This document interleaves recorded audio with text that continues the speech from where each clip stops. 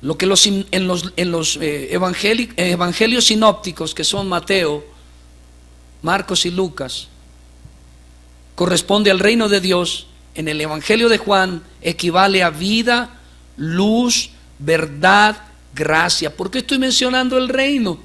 Porque en ambas parábolas que vamos a tomar como referencia dicen que tanto la mujer, ¿sí?, el que haya el tesoro escondido, como el mercader, cuando accedieron al tesoro y a la perla respectivamente, ¿qué hicieron? Vendieron todo, y lo vendieron todo a favor ¿de qué? Del reino. Tenemos que entonces entender en alguna medida o recordar lo que es el reino. Y dije que en el evangelio de Juan, reino equivale a vida, equivale a luz, equivale a verdad, equivale a gracia. Pues el reino ha venido porque el rey está aquí. Cristo en la roca de Daniel, que desmenuza todos los reinos del mundo. Quizás recordarán aquella imagen en el libro de Daniel, que tenía cabeza de oro. ¿Cuántos la recuerdan? Tenía sus pechos, su abdomen lo tenía de plata, hasta llegar a sus pies y piernas, que eran de barro mezclado con un hierro. Y dice la escritura que vino una roca y derrumbó esa imagen. La venida de Cristo es la destrucción en el sentido más estricto, el comienzo del fin. Por eso a estos días después de la venida de Cristo se le llaman los días postreros. Es el comienzo del fin de todo reinado.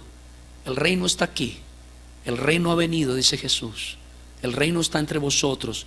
Y si me permite decirlo, si sois cristianos nacidos de nuevo, de verdad, genuinamente, con una fe no fingida, porque recuerden que la fe aún se puede fingir, según la escritura, somos del reino de Dios. Y por lo tanto, lo que está diciendo el Señor es que tenemos la responsabilidad de extender su reino. Ahora bien, el reino de los cielos se ha acercado, es lo que entendemos. El reino de los cielos vino con poder en Pentecostés.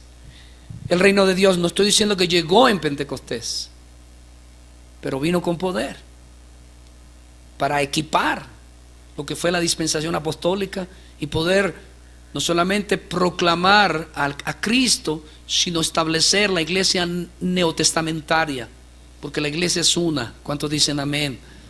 De Adán a hoy, todo que se salva por la misma razón. ¿Por medio de qué?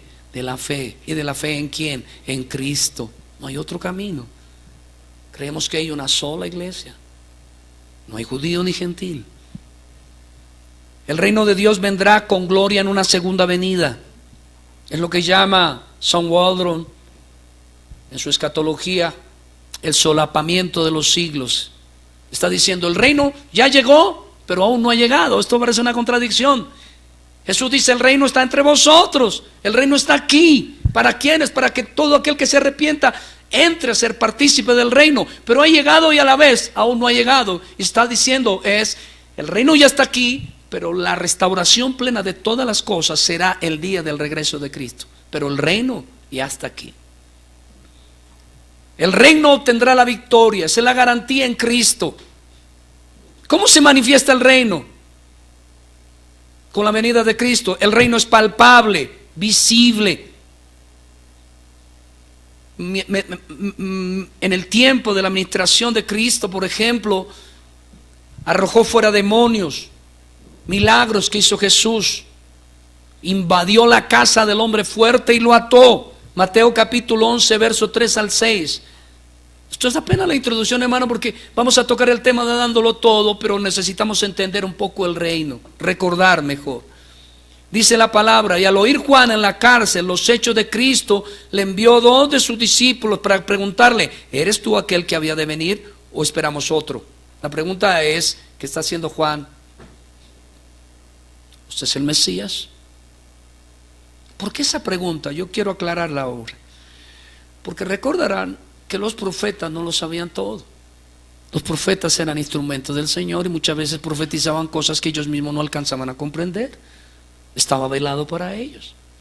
Con razón Jesús dice en cierta ocasión, le dice a los judíos, que los patriarcas, que los hombres del pasado, los hombres de fe del pasado, hubieran querido ver un solo día del Hijo del Hombre. No lo vieron.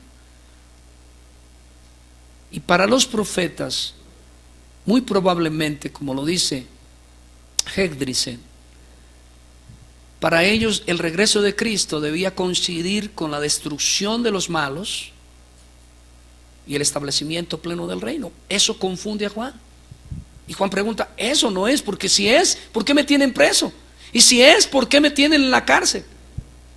Si es, ¿por qué estoy viviendo esto? Si se presume que cuando llegara el Mesías, pero no entendía que era una primera venida redentora a establecer el reino, a entregarle a sus apóstoles y a toda la iglesia la responsabilidad de proclamar el evangelio para luego regresar por la plenitud de toda su iglesia. Así que dice aquí la escritura que al oír Juan mandó preguntar a Jesús. ¿Qué respondió Jesús? ¿Qué le respondió Jesús? Les dijo, léanlo conmigo, id y haced saber a Juan las cosas que ¿qué? Cuando el reino de Dios está presente, hay cosas visibles que tienen que verse.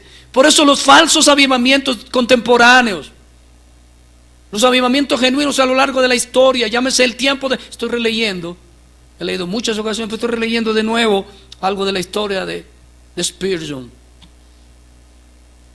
Pero si pensamos en él, pensamos en Jonathan Edwards, pensamos en Whitefield, la época de Lutero, los diferentes momentos de avivamiento, notaremos que el reino, cuando se manifiesta verdaderamente, es palpable y es visible. En tiempos de Jonathan Edwards, la historia cuenta que la gente venía al arrepentimiento y tenía frutos dignos de arrepentimiento. Eso de que yo me convertí, pero para cambiar es un proceso. Yo sí creo en la santificación progresiva, pero creo que una persona cuando nace de nuevo tiene señales de un nuevo nacimiento. Deben haber frutos dignos de arrepentimiento. Jesús lo dijo, el buen árbol produce buenos frutos. De ahí que cada vez que pecamos, entramos en controversia espiritual y dudamos de nuestra salvación y tenemos que correr a Cristo y decirle, Señor, perdóname, y tenemos que decir como el rey David, devuélveme el gozo de mi salvación, la certidumbre. ¿Qué le dijo? Díganle que cuenten las cosas que ustedes oyen y que ustedes ven. Los ciegos ven, los cojos andan, los leprosos son limpiados, los sordos oyen, los muertos son resucitados y a los pobres es ¿qué? Anunciado. Bienaventurado el que no haya tropiezo en mí. ¿Cómo comenzó esta pequeña introducción del reino? Al reino se introduce con arrepentimiento. Un momentico, pero ya nos ha dicho pastor que nadie se puede arrepentir si no le es dado de parte de Dios fe y arrepentimiento. Es cierto, incluso si no ha sido llamado eficazmente y no ha nacido de nuevo. Pero estamos diciendo que Jesús no dijo, si no naces de nuevo no puedes entrar al reino. No fue su sermón. Su explicación a Nicodemo es una cosa. Cogió un maestro de los fariseos y le explicó qué se requiere para entrar al reino, pero no era el sermón. De ahí que el sermón central en toda proclamación del evangelio, llamar a todo hombre ¿a qué? Al arrepentimiento. Porque al muerto uno no le puede decir, oiga, porque usted no nace, porque el muerto no oye ni ve, ni entiende ni siente. Así que lo que estamos diciendo para empezar hoy es que hablar de dándolo todo, nadie, escúcheme bien, nadie puede expresar generosidad propia de Cristo si no es de Cristo, si no ha nacido de nuevo. 1 Corintios capítulo 2 verso 14 dice, el hombre natural no percibe las cosas del Espíritu. Solemos pedirle a las personas aquello que jamás podrán dar.